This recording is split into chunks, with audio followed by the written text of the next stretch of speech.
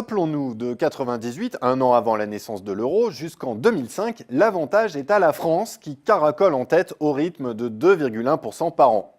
L'Allemagne, elle, est rentrée surévaluée dans l'euro et paye les séquelles de la réunification. Résultat, elle piétine à 1,1% par an en moyenne. S'il fallait trouver un symbole du fossé entre les deux économies, on peut regarder avec nostalgie l'état de santé des champions automobiles. Au milieu des années 2000, Renault est au sommet de sa gloire, tandis que de l'autre côté du Rhin, Volkswagen est dans le rouge et s'engage dans un plan de restructuration plutôt musclé. En fait, c'est toute l'Allemagne qui se lance dans les réformes structurelles. Tout y passe pour restaurer la compétitivité, réforme du marché du travail, de la protection sociale et de la fiscalité. Faute de pouvoir d'évaluer, l'Allemagne invente la déflation des coûts.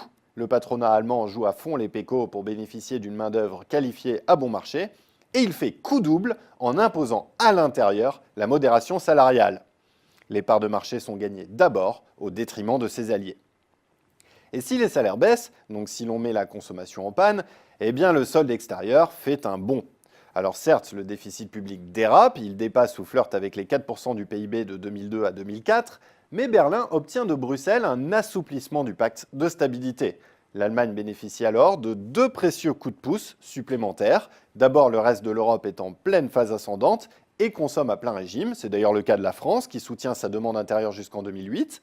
Et puis, c'est aussi le décollage spectaculaire des pays émergents qui équipent leurs usines et veulent des voitures pour leur classe moyenne. Les exportations prennent leur envol et la croissance se rapproche puis dépasse les 4% courant 2007.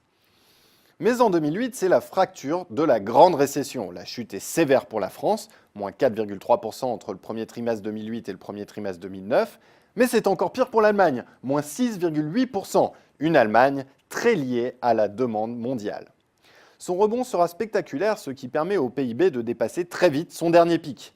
La France, elle, a moins souffert, mais son redressement est plus chaotique. Alors bien sûr, sur 15 ans, l'avantage reste indubitablement à la France, mais plus pour longtemps. Regardez bien les plateaux de restructuration de l'offre. De 2003 à 2006, l'Allemagne a fait sa grande purge, mais dans un contexte de soutien de la demande européenne. Et aujourd'hui, c'est au tour de la France de subir la saignée. Mais le contexte et le rapport de force sont bien différents.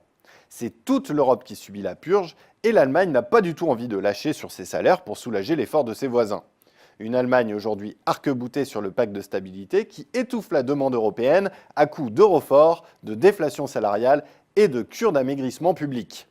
Désormais, l'Allemagne mène sans conteste la course, dans un monde occidental en pleine reprise, mais sans vouloir jouer la locomotive de la zone euro.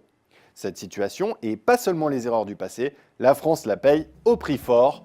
Bien joué l'Allemagne!